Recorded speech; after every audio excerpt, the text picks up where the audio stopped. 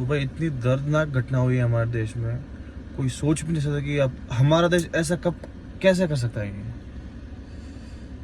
ये एक पीड़ित डॉक्टर के साथ हुआ है गैंग रेप, आप उसको गैंग रेप कहो या कुछ भी कहो।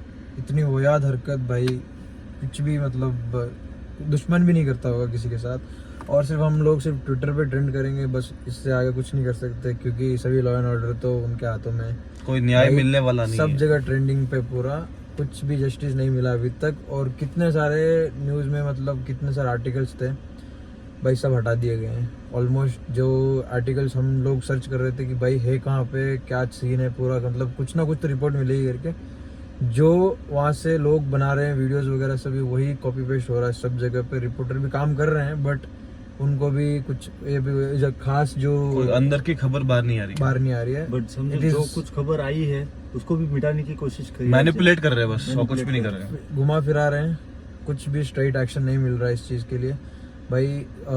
देखा मतलब एक लड़की जिसका कोई काम नहीं था उस टाइम पे, उसको बुलाया गया और रिपोर्ट में क्या बताते हैं कि एक जन ने कुछ ऐसा हरकत की करके, लेकिन जिस हिसाब से अपन अगर देखें कि 10 जने मिलके किया है सभी, ठीक है, तो जो स्पर्म वगैरह था इतना गंदा है ना भाई, बोल भी नहीं पा रहे हम लोग कि यार 150 ग्राम्स, कोई आम इंसान तो है ही नहीं, या तो पूरा प्लान्ड है ये। और इतने सारे लोग ने वहाँ पे प्रोटेस्ट किया, लेकिन वहाँ पे 40 से ज़्यादा गुंडे थे, तो उन लोगों ने मिलके उनको भगाने की कोशिश की। जो प्रोटेस्टर्स थे उन पे हमला किया, उन पे हमला किया एंड पत्थर भी फेंके गए। सो उनको पुलिस वालों ने भगाने के लिए टीयर गैस वगैरह सब यूज़ किया, वहाँ पे क्लियर आउट किया। भाई 40 गुंडे से ज़्यादा आ सकते हैं उस टाइम पे, तो सोचो वो लोग है कौन नहीं, सोचो प्लान्ड है कि नहीं करके। अच्छा समझो उस टाइम पे अगर हो चुका होता है सभी, तो बाहर कोई नहीं आता, भाग जाते वो लोग, तो वो समथिंग वो अलग होता। उसके बाद में 40 गुंडे वहाँ पे मौजूद थे और वहाँ से आ भी गए होंगे, तो भाई सोच सकते हैं हम लोग कि 40 गुंडे आम बात नहीं है, और ये छोटे मोटे किसी का गेम नहीं है, किसने कोई बड़ा हाथ है इसके पीछे। और जो प्रोटेस्ट कर रही ना अभी अपने सीएम ममता बनर्जी, किसके सामने मतलब प्रोटेस्ट कर रहे हो, ये तो बताओ कि इसके लिए कर रहे हो करके। किसकी तरफ सीएम कर रहे है ही हो? खुद है वो, उसको ही सब कुछ डिसीजन लेना है भाई। खुद सीएम होके लोगों के साथ प्रोटेस्ट कर रही है, तो तुम ये समझो, जब वो, मुझे बोलने में शर्म आ रही है, जब रेप हुआ था ना, उसके बाद सारे सबूत मिटा दिए 24 घंटे के अंदर। क्या वजह रह सकती है इसके पीछे? एक ही रूल लाओ दूसरे देशों के जैसा कि भाई इसने कुछ किया ऐसा गलत, इमीडिएट रिएक्शन, खत्म, कहानी खत्म। इसका रिपोर्ट उधर कराएंगे, वो उसको दबाएंगे, भाई सब सिस्टम में ऐसा ही होता है पूरा। केस चलता रहेगा, ये ना तो कोई होगा, इसका एक ही रूल चाहिए अभी, सीधा खत्म करो कहानी। और जिस बाप ने उसको फोन किया था, जो भी अभी इतना गंदा सीन हुआ उसके साथ, कॉल नहीं उठा, मैंने तो एक आर्टिकल पढ़ा था कि लास्ट बात हुई थी बेटी के साथ 11 बजे के आसपास कुछ हुई थी, उसके बाद उसकी नाइट शिफ्ट डाल दी थी, उस अकेले की नाइट शिफ्ट थी 3 बजे से लेकर सुबह के 10 बजे तक, जबकि उसमें उसका ड्यूटी डे टाइम का रहता है, और अकेले को बुलाया गया, अकेले को बुलाया था।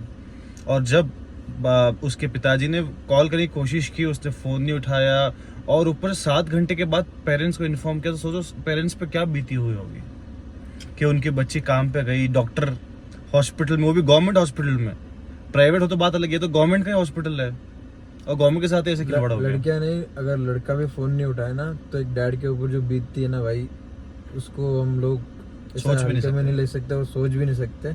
वो तो एक बेटी थी, काश वो अगर बेटा होता तो आज ये होता भी नहीं कुछ भी, आज वो जिंदा होती भाई। और इतना कुछ वर्ड्स नहीं है अपने पास। और देखो अभी इतना सारे प्रोटेस्ट हो रहे हैं, अभी अगस्त 14 का ये प्रोटेस्ट है, जो भी लोग खड़े हैं, और कल पूरा 24 आवर्स का है ना, कल सुबह 6 बजे से लेके 24 आवर्स तक सारे डॉक्टर्स की पूरे इंडिया में स्ट्राइक है कि डॉक्टर्स को चाहिए सेफ्टी, क्या हो क्या रही है, ये होनी चाहिए।